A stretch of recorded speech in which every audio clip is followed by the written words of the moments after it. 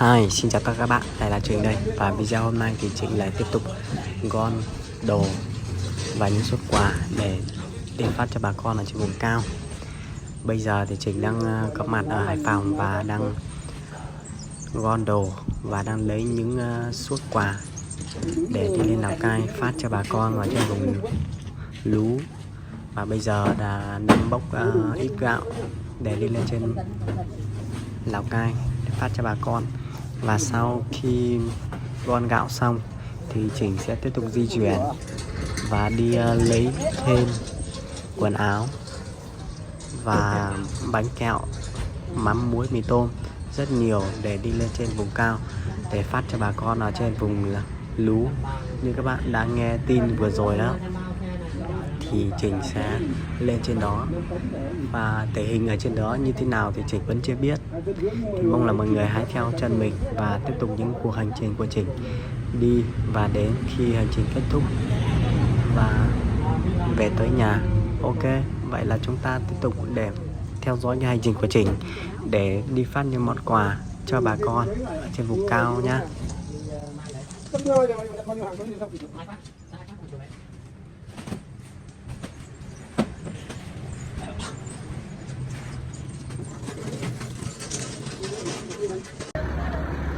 Bây giờ cởi quân phục của Kiến Thụy đây. Bây giờ mình sẽ mặc quân phục của Kiên Bái Thủy Nguyên nữa nhá. Bây giờ 3 cái cả. 3 cái. Ông đầu tư kinh thế. Bà này ông đầu tư. Bên này người ta đầu tư dáng cả hai bên luôn, chơi lớn.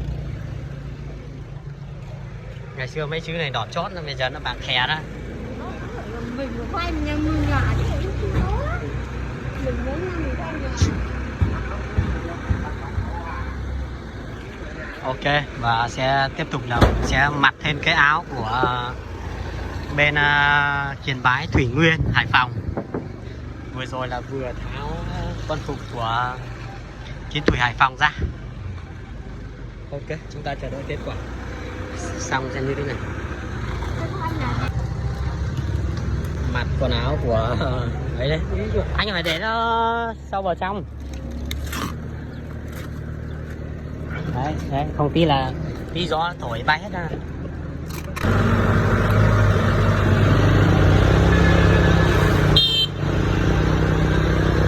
Đang mặc quần áo quân phục của Kiên Bái đây mọi người, Kiên Bái Hải Phòng đấy, Kiên Bái Thủy Nguyên Hải Phòng.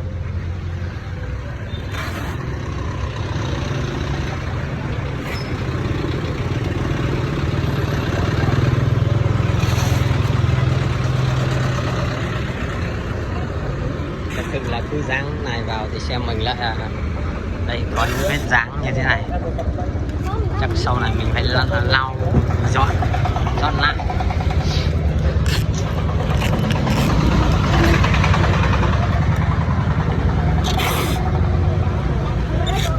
Ôi trời ơi, Lào Cai mà lại đi ghi Yên Bái này không ổn thôi. Lào Cai phải đi Yên Bái.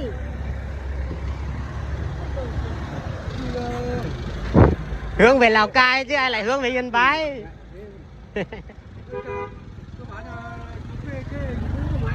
Rồi à? Không được. Thôi kệ đi. Này là mình đi Lào Cai nhá, chứ không phải đi Yên Bái đâu. Đây là viết nhầm đấy. Yên nhầm đấy, Lào Cai ấy. Đấy còn lâu lắm. Một tí thôi, đằng nào mình đón cái xe chưa 7 giờ nó mới đi mà. 7 giờ cái xe chưa nó mới chạy. Tình hình là phải đi làm lạch quả biển này rồi các bạn ơi. Lẽ ra ở đây là mình sẽ ghi là Lào Cai nhưng mà ghi nhầm là Yên Bái, nên là bây giờ phải lại đi im lại, mình chơi biển khác, chứ còn lúc này là không được. Như thế này là bà con Yên Bái nó nhìn thấy nó buồn đấy. Mình ghi mang tên Yên Bái mà Yên Bái không được hưởng thì người ta buồn, nên là thôi mình sẽ làm lại cái biển khác. Ok mọi người nhé, các bạn hãy bấm theo dõi, hãy follow kênh TikTok của mình đi. để theo dõi những hành trình, những thước phim của mình nhá. Xong đâu nữa muốn phải cho cô cắt được. Đúng rồi, cái này thì khô. Đây, bây giờ tiếp tục. Đúng bà Lào Cai, Lào Cai đây. Lào Cai đây nha. Đây, nhà mày khôn nó mới nhá. Sao? Mày tính chuyến xe không đồng người nhà mày á, hằng đời đời chưa biết nhá, đến đời con, đời cháu, đời cắt, đời chú đi nhá. Con chưa tính không đồng đâu. Không, nhưng mà nghĩa là mày đi như này là mày khôn. Là sao? Mày đi từ thiện này, cái đức của nhà mày á, lúc lớn rồi được đi. Con thấy cái tâm của con được thì con đi thôi, chứ không phải là con để được cái gì. Nó bảo là thương để bà đi với tao. Cái này giá ở đâu? Đây bây giờ là mình đang khoát lên áo của đâu nhỉ? Kiên Bái, Thủy Nguyên, Hải Phòng nhé mọi người. Tầm 8 giờ tối nay là mình sẽ xuất phát Mấy giờ xuất đi phát Lào à? Cai. 8 giờ có.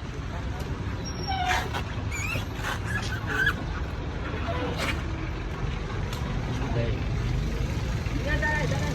Thật ra thì mình đi những cái chuyến như thế này thì gọi là không đồng thì cũng không phải, nhưng mà không công thôi các bạn ơi. Bên đoàn người ta vẫn hỗ trợ mình là tiền dầu, tiền cầu đường, chứ không hẳn là không đồng. Gọi là không đồng thì nghe kiểu nó sai sai đấy. Nhưng anh em đã nói rất nhiều lên trên các trang mạng xã hội, gọi là không đồng thì không phải. Thế biết rồi đó. Bên kia, hai bên. Em xin mà chẳng biết nói to rồi cả. Đang nói đấy cô. Những chuyến xe như thế này thì không có thể gọi là không đồng là cũng không phải, bởi vì mình đi thì người ta vẫn hỗ trợ tiền dầu, chứ không phải là không đồng các bạn nhá. Các bạn đừng hiểu nhầm những chuyến xe không đồng với là hỗ trợ tiền dầu nhá. Xe mình là đang hỗ trợ tiền dầu đấy, không phải không đồng đâu. Nhiều người cứ bảo không đồng. Không đồng là mình phải từ bỏ tiền ra, đổ dầu mình chạy. Còn những chuyến xe như thế này là người ta hỗ trợ tiền dầu, mình đi không công thôi. Đây là vẫn hỗ trợ tiền dầu, cháu đi chỉ không công thôi. Đấy. Các bạn nên hiểu rõ như thế, chứ còn tránh cái trường hợp mà cứ nghĩ là mình đi không đồng mà mình vẫn lấy tiền, nói như thế là nó mất quan điểm của nhau. Ok, bây giờ là mình đang khoác lên chiếc áo của Kiên Bái, Thủy Nguyên, Hải Phòng, hướng về Lào Cai, hướng về vùng báo lụt Lào Cai đây nhé.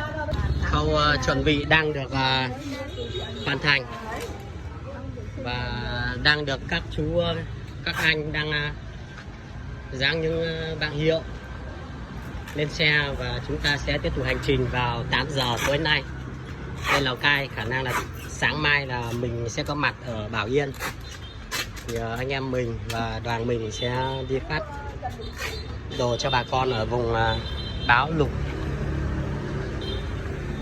Có cả hai bên luôn nhé các bạn ơi, đằng trước và hai bên, và hướng về đi Lào Cai, hướng về Lào Cai báo lụt. Trưởng đoàn đây là cô trưởng đoàn, cô Xuân. Ok, cảm ơn cô rất nhiều nhé. Đây đây xã Kiên Bái, huyện Thủy Nguyên, Hải Phòng nhé, hướng về Lào Cai đây.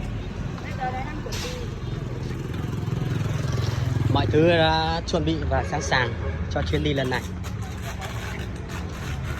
Các anh, các chú vẫn đang rất miệt mài, chịu khó để hoàn thành nốt, để lên đường sớm. Chào tất cả các bạn nhé. Bây giờ đang là 3 giờ 20 mấy phút đây, 22 phút. Bây giờ mình đang ở trên đường đi lên Bảo Yên, Lào Cai đây các bạn đây. Mình xe mình 2 xe nhé, mình đi 2 xe, một xe 16 chỗ và xe mình, nhưng xe 16 chỗ đi sau, và họ đã rất mệt và họ đang nghỉ ngơi ở dọc đường, nên là bây giờ mình cũng nghỉ dọc đường để mình chờ xe 16 chỗ lên, xong là mình mới vào. thì tính là mình vào Yên là trời sẽ sáng, nhưng mà mình lại đi nhanh hơn dự đoán, nên là bây giờ phải nghỉ trên dọc đường. Thì bây giờ vẫn đang chờ mọi người đến rồi đi. Đây,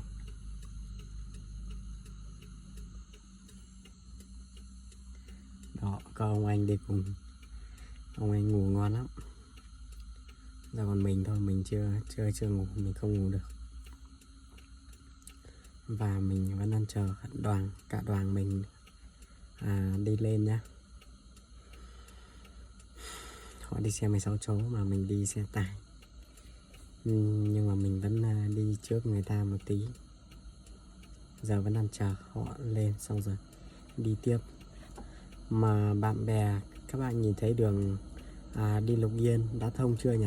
Thông thì báo cáo với mình, thông báo với mình phát để mình đi đường đấy cho nó gần, chứ nào đi lên là Phú Lu xong rồi xuống đi Bắc Ngầm mà xong mới xuống thì xa lắm. Nên là các bạn mà biết đường Lục Yên mà thông đường rồi, đường 70 á, thông thì các bạn nhắn cho mình nhá, để sáng mai mình đi cho. Ok, xin chào các bạn. Hiện tại thì trời sắp gần sáng rồi các bạn ơi, trời sắp sáng rồi. Thì mình đã đến địa phận gần đến Lào Cai rồi các bạn. Bây giờ mình đang chui qua hầm đây. Hầm ở đây thì rất là sáng, điện thì sáng trưng. Như các bạn đang nhìn thấy ở đây mình đang đi tốc độ tầm 60 đến 70 km/h mà rung quá trời.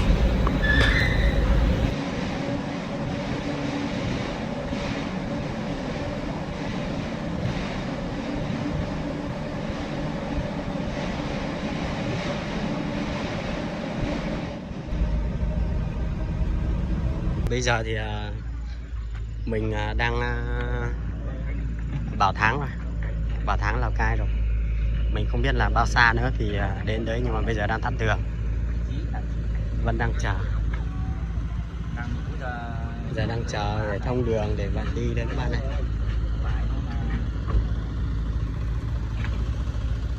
Đây mọi người, mình quay xung quanh này. Đây sạt lở các bạn nhìn thấy ở đây này, sạt này ở trên này này, rất là sợ luôn. Đây dưới này sạt lở dưới này. Ra ngoài rồi, mày ba ra ngoài đi cho mát rồi nữa.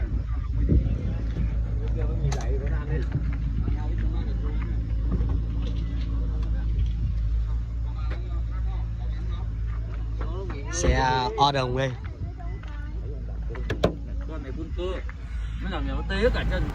Trên đường đi thì mình gặp các cháu nhỏ, thì mình và ông anh cũng luôn có những suất quà trên đường đi để cho các cháu. Đâu, có bạn nào chưa có không? Bạn bé có chưa? Hết rồi hả? Có hết rồi.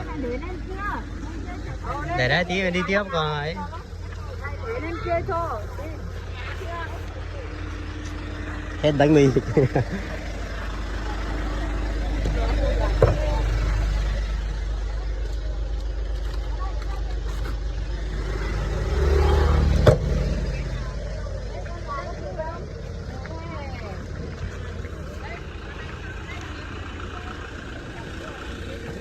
Anh ơi, anh cho anh chai nước này. Vâng. Cảm ơn cháu nhá. Vâng.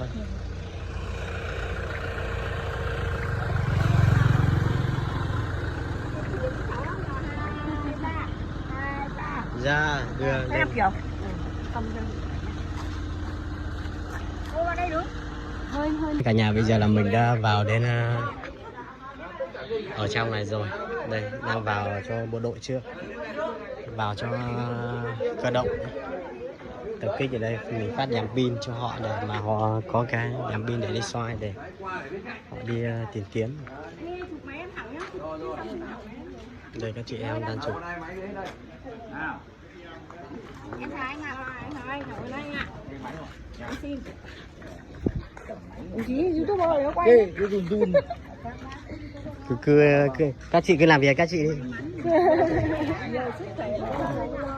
Đây gọi là khu quân sự, không được phép chụp ảnh quay phim.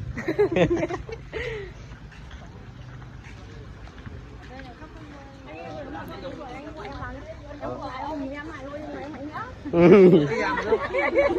Em tự tin đó. Em mày em thích thế không? Em thích. Thôi chị đừng bóc phen nữa. Không bảo là bọn em vào tối vào mà nói mãi các đồng chí mới nhận cho bọn em. Còn cái gì đâu đây. Không phải vì là các đồng chí ngại cái là sợ là vì là cái đấy bọn em nói rồi, cái đấy là xuất quà riêng dành cho chiến sĩ. Chụp hai quay. Chụp hai quay.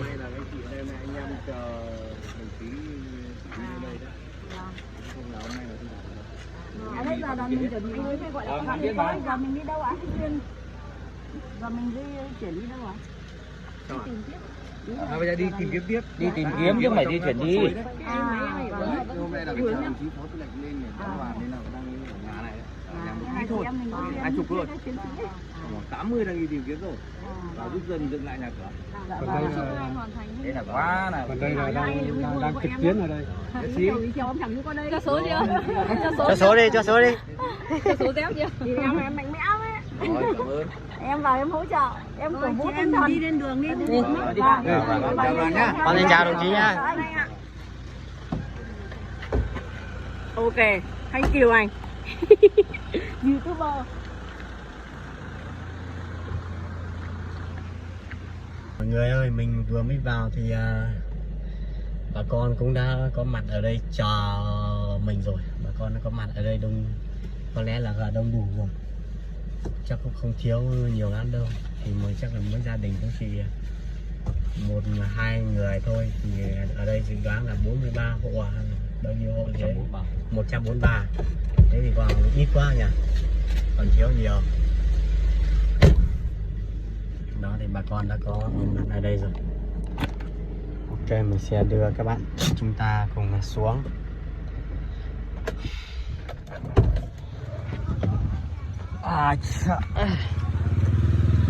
Đây bà con đều có mặt đầy đủ, đông đủ đây rồi.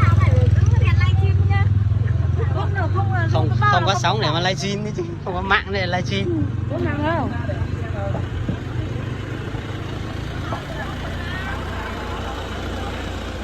Chào các chị nhá. Chào anh.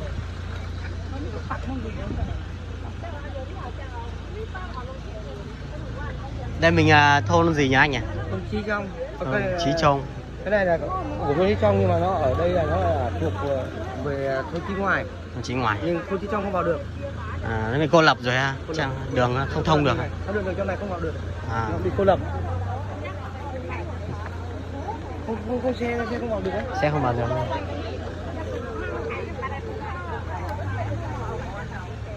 Đây chị phát biểu đi. Chị trưởng đoàn. Ôi Chị này là thứ 3 của đoàn. Thứ 3 rồi. Trưởng đoàn. Đây trưởng đoàn thì lại đi đeo khẩu trang này. Không thôi yên đâu. Trưởng đoàn đâu, vào đây. Đây. Mà em mạnh mẽ lắm. Nhã mà. Thế xe nùi đấy à? Vâng. Nùi xe vào đấy để bà con bóc nha các bạn này.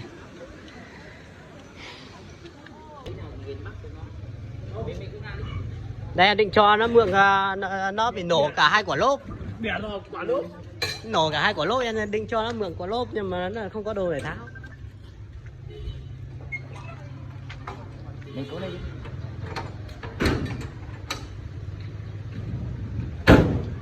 Nhẹ hộ em tí. Không, bệ ở đây treo bẩm đấy. Treo bẩm có phải đấy không? Móc đấy. Vâng, móc được. Anh cứ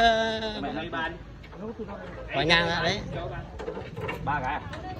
Cho nó cao rồi hay cho bằng mặt. Cho bàn thôi, cho bằng thôi. Dốc ngã đấy. Em bằng đấy đầu mà được. Rồi thế này là sao? Thế mình vào. Bốc hàng chốc xin mấy kiểu. Được. Ba lô của mình ấy. Đây cái gì của mình thì mình lấy ra đi.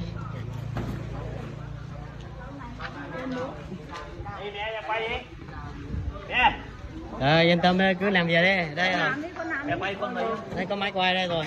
Có anh chỉ cho anh cho quay. Cứ có cầm máy xong rồi chỉnh quay. Em cầm máy em quay chỉnh. Một hai người quay luôn. Nhá.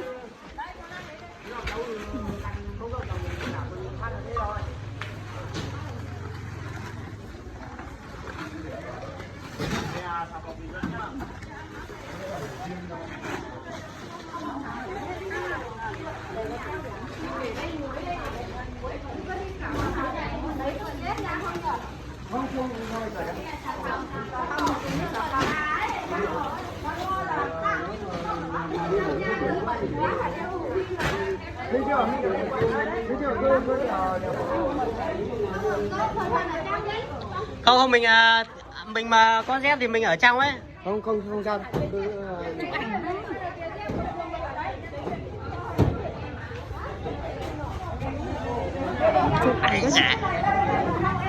Chụp ảnh đó nhá. Không còn tay nữa. Em chụp ảnh. Chị đang phân đồ.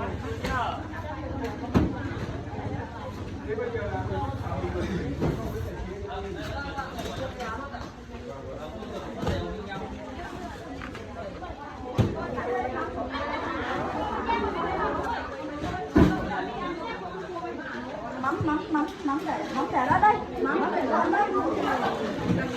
Đây, xin để. Đây gọi mắm vào đây hội chị. Đây nhau không vào được. Đeo. Đừng hạ không sao đâu mà.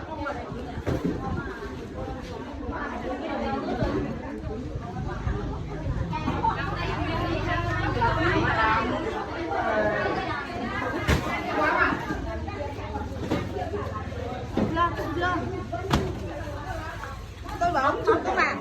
Chụp đây. Rồi. Đẹp chưa? Ảnh đẹp chưa? Rồi. Đẹp thế rồi.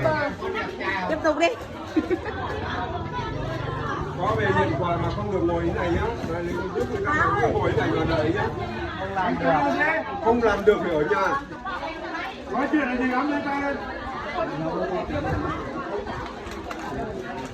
Ồ mày nói thế cái này cũng đáo các cháu đẹp.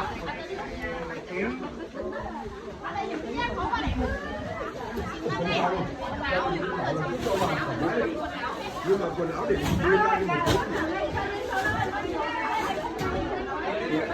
Anh ở đâu về? Tôi là Hải Phòng.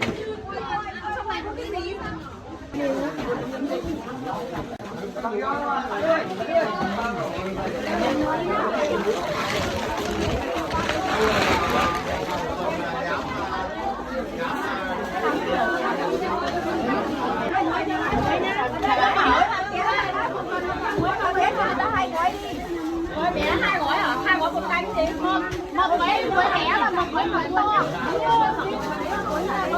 Có hai gói còn một gói to. Hai một gói một gói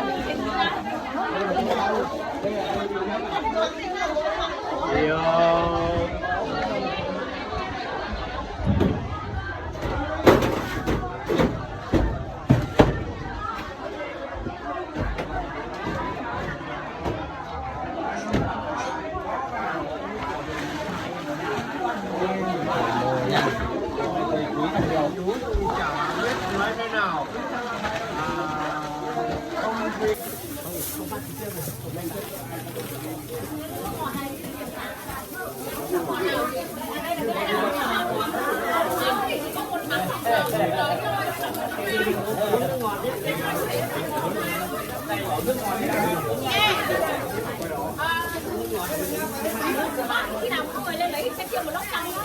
Đúng rồi. Bắt luôn anh đó. Đúng rồi. Rồi. Ôi. Thế mạng cho đi.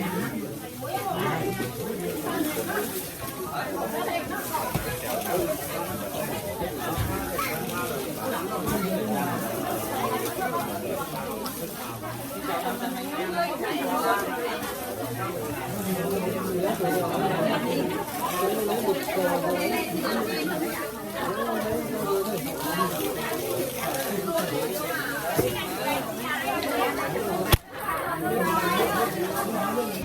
để không bỏ lỡ những video hấp dẫn. Cái này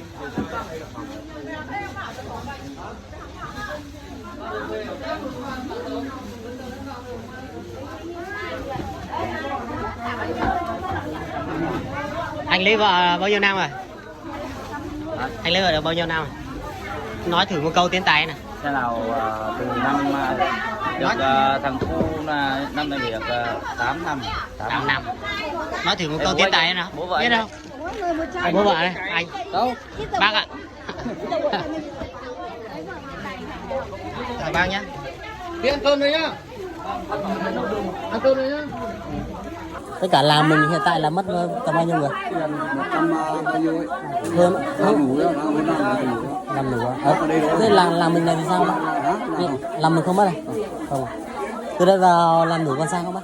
4 cây đi đường này à? Không, Đi ra đường này. hôm qua vấn đề xe hàng đây có người Đi bộ vào. đi xe bằng hàng. Lúc cháu có đi xe không? Chắc là cháu không có thời gian để đi thôi, chứ để mấy ngày nữa cháu phải qua lại. Thứ bảy là Hết nhiều bạn thì chắc nó không ra. Đứa thì mất chân, đứa mất tính nó làm gì ở trong vòng 15 ngày thôi. Được không được. con đường là nó báo mất tích rồi thôi. 15 ngày nữa. Thế là mình là không mất người nào. Thế là mình may quá rồi, không. Được trước là mình nó là dạng cô lập, Là mình đi cô lập. không phải có ý là đường xá không đi lại được. Ăn. Người nhà mình Cháu cũng định vào chỗ làm đủ nên là đủ người ta vào nhiều lắm rồi. Thế là người ta đủ cái để nói rồi. Nên là bây giờ vào nữa thì cũng rất nhiều đoàn nó vào rồi. hôm qua có một xe hàng cũng ra về trong bản 3 xong rồi còn hàng tăng vừa làm mới cơ mấy ông là đi cái xe con này người dẫn vào xe này nhìn nước tuổi rồi thì tuổi thì nhắc được.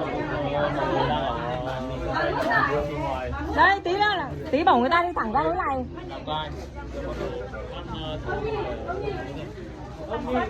đấy thấy nhanh.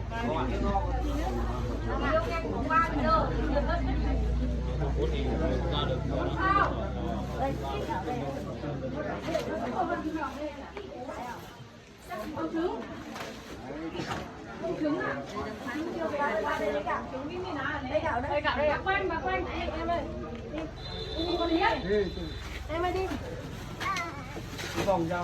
Như này là dễ nhất. Đúng rồi, thế.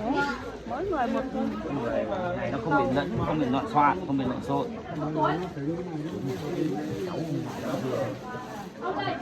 Không làm nhạc. Loạn lộn xộn Này. Chỉ mà trùng như thế thì 150 mấy hộ, chỉ 150 mấy ảnh nha. thế thôi, chút thế thôi. Đầu tư ghê nhỉ. Chị vào đây nữa mà. Ôi, thế bây giờ tí người ta lấy hết ra ngoài, mình nhờ mấy người đó vào mình chụp thôi, một ảnh thôi. Đúng rồi. Hôm nay mình chơi hả 150 ảnh. Sao?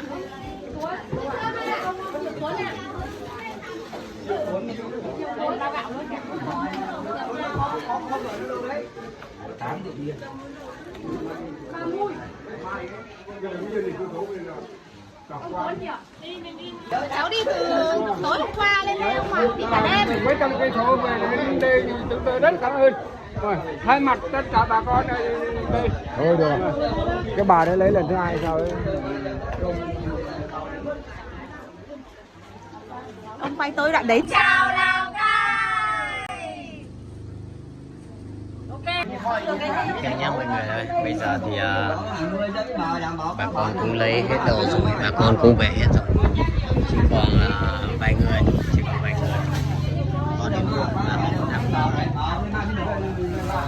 đang chọn những cái gì mà mình cần.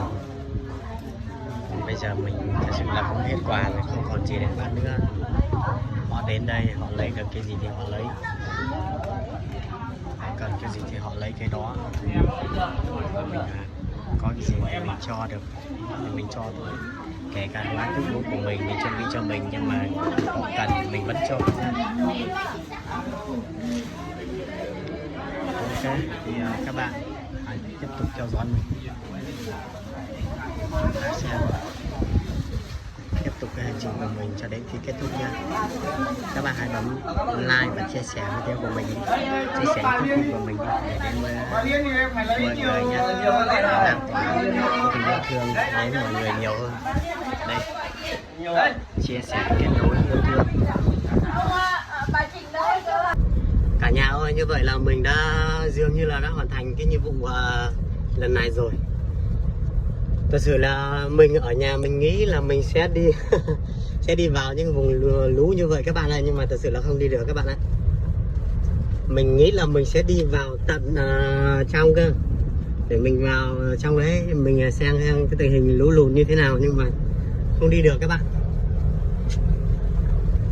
Vẫn đang bị cô lập, đường vẫn chưa thông, nên là người dân cũng chỉ ra ngoài này họ nhận đồ, mình phát đồ cho họ xong là mình về thôi.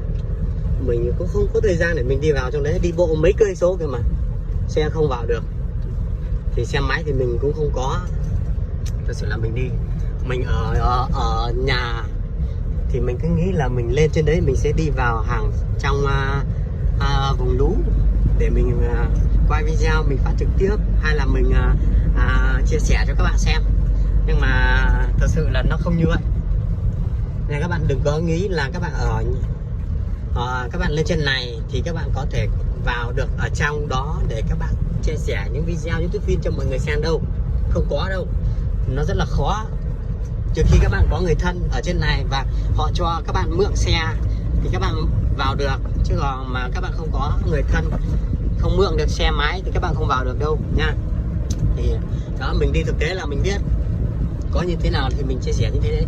Còn mà một số anh em mà các bạn và các anh em đi được vào trong đấy thì mình rất mừng, vì các bạn đã có những thước phim các bạn chia sẻ cho mình và mình được xem trực tiếp và mình thấy những thước phim như vậy.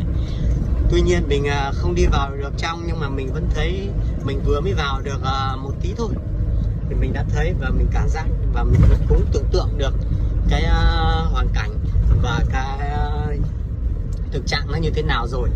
Ít nhiều thì mình cũng biết và mình cũng được xem trực tiếp thực tế một chút xíu thôi cũng được, thì mình cũng đã biết một chút đó. Và cộng với những lời chia sẻ của các chú bộ đội, công an, chiến sĩ và lực lượng chức năng thì người ta cũng chia sẻ cho mình là hôm qua người ta cũng mới tìm được vài người đó, như thế này thế kia đó, thì ở đây đó là mình cũng rất mừng như vậy.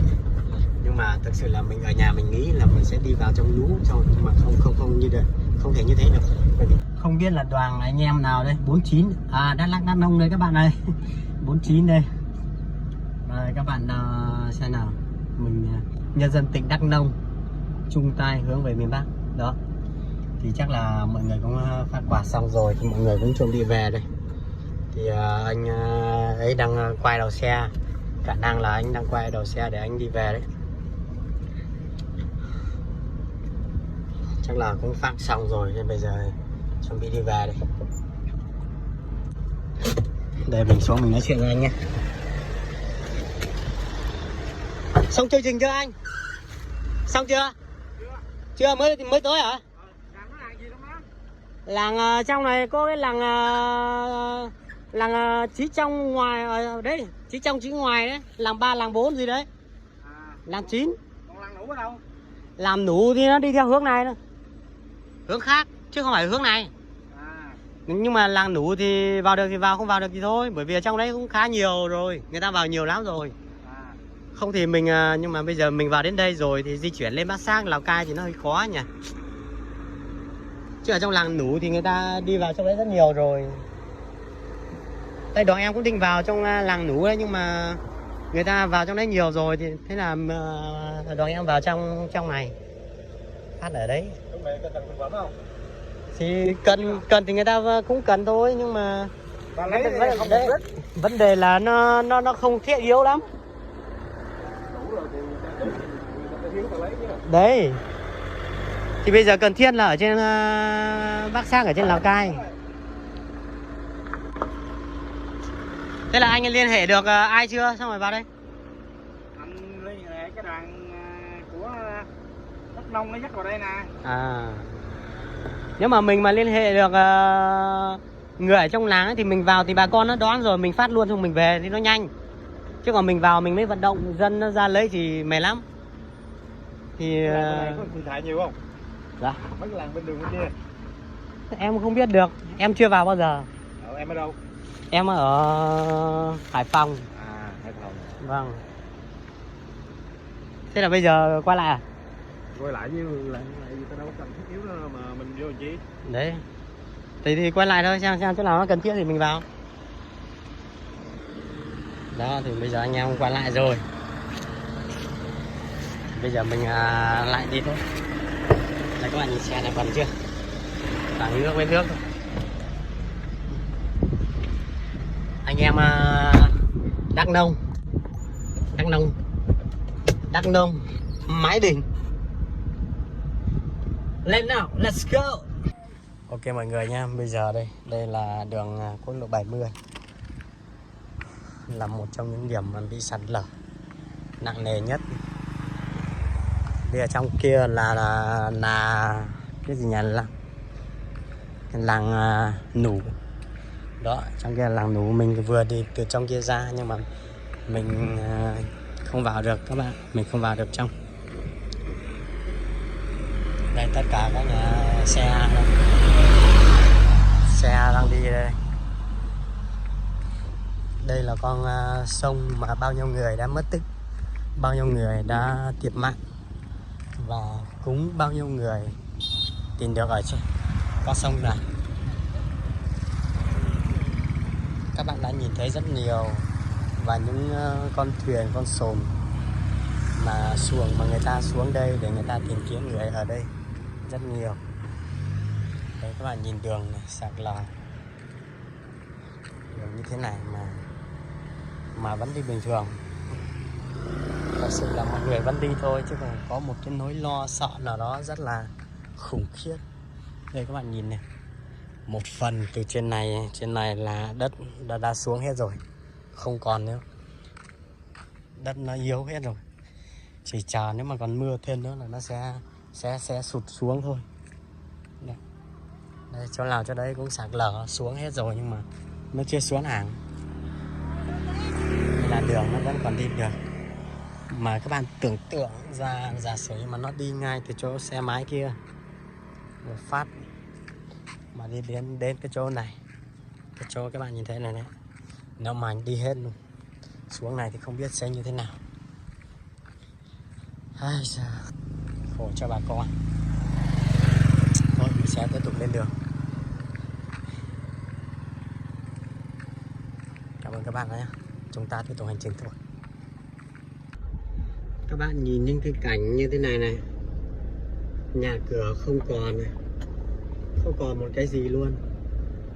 Đó, xong là người ta cũng lập cái bàn thờ lên trên đấy, 3-4 cái bàn thờ thì tất nhiên là người ta mất 2-3 người, 3-4 người rồi.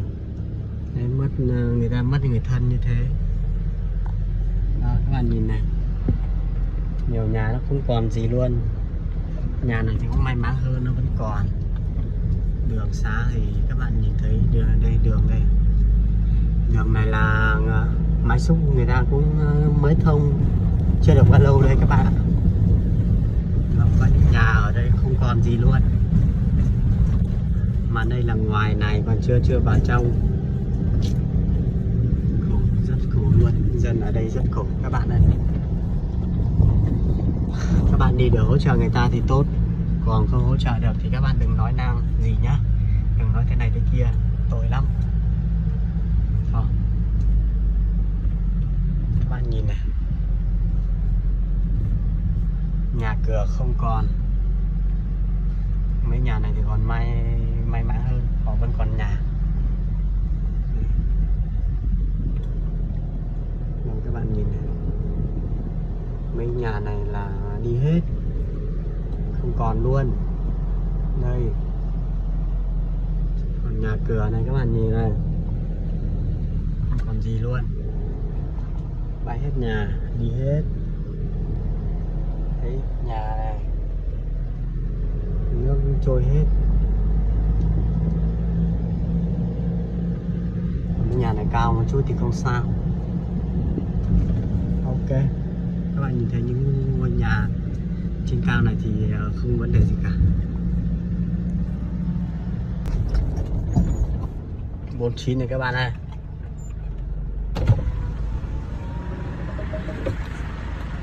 Chào 49 nha. Chào anh em nhá. Em Hải Phòng đây. Vâng. Thưa lộ bình an anh nhá.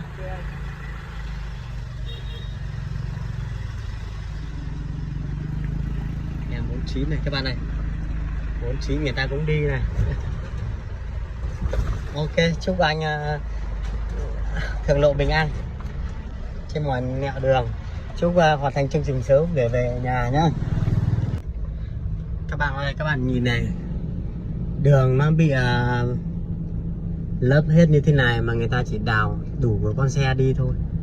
Người ta đào một con đường vừa đủ xe để đi gần nhau, cực kỳ khó tránh luôn. Mình vừa bị lùi một đoạn khá là xa đó các bạn. Đường nó bé, kiểu là nó bị vùi hết nên là họ chỉ dùng máy ủi, máy xúc, người ta chỉ xúc để thông đường thôi. Người ta chưa sửa lại đường, người ta chưa sang lại đường nên là đi rất là khó nhá. Nhưng mà các bác mà ai mà muốn lên trên này thì các bác cũng cân nhắc. Thực sự để mà đi được cũng hơi khó. Ok, cảm ơn các bác. Đây là những bữa cơm không đồng. Thật sự là mình rất xúc động với những bữa cơm như thế này các bạn. Tưởng chừng như là không đồng nó sẽ không ngon, không ra gì nhưng mà thật sự là có thể có tiền không ăn được những món ngon như vậy. Có tiền chưa chắc các bạn đã được hưởng những tinh thần như vậy. Bây giờ mình mới hiểu ra là mình thấy ngoài kia có rất nhiều người tốt, nó chỉ là mọi người nghĩ thôi. Nếu như bạn nào mà có chương trình là thực hiện đến đây thì các bạn đừng quên vào đây nhá, bữa cơm không đồng ở đây ở km 6 Xuân Quang, Bảo Thắng, Lào Cai. Các bạn đừng quên ghé vào đây ăn cơm ở đây nhá. Đây là những bữa cơm không đồng đang chào đón các bạn, tiếp sức cho các bạn để các bạn hoàn thành chương trình của mình. Những bữa cơm trông chừng không ngon nhưng mà rất xúc động vì những bữa cơm của bà con đã chuẩn bị cho đoàn. Chỉ cần các bạn là những người đi từ thiện, các bạn sẽ được hưởng và các bạn sẽ được hết sức tinh thần thân thương ơn ái. Ok, các bạn đừng quên khi các bạn đi qua đây km 6 Xuân Quan, Bảo Thắng, Lào Cai nhé. Lúc nào cũng có anh chị em chào đón các bạn như thế này rất nồng nhiệt.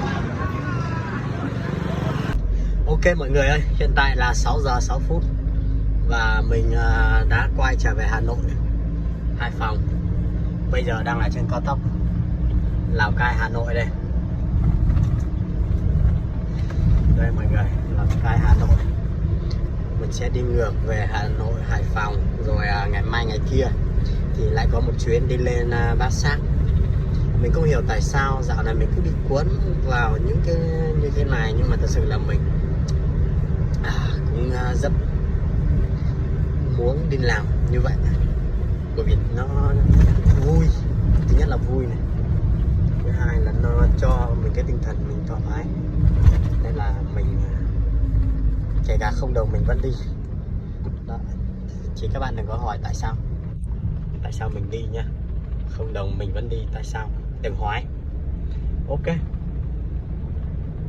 chúng ta về Hải Phòng thôi, let's go. Hãy theo hành trình của Trình đi về Hải Phòng nhé. Cảm ơn các bạn đã theo dõi hành trình của mình, và đến đây là hành trình của mình đã kết thúc và hoàn thành rồi. Cảm ơn các bạn đã theo dõi. Xin chào và hẹn gặp lại các bạn trong video tiếp theo.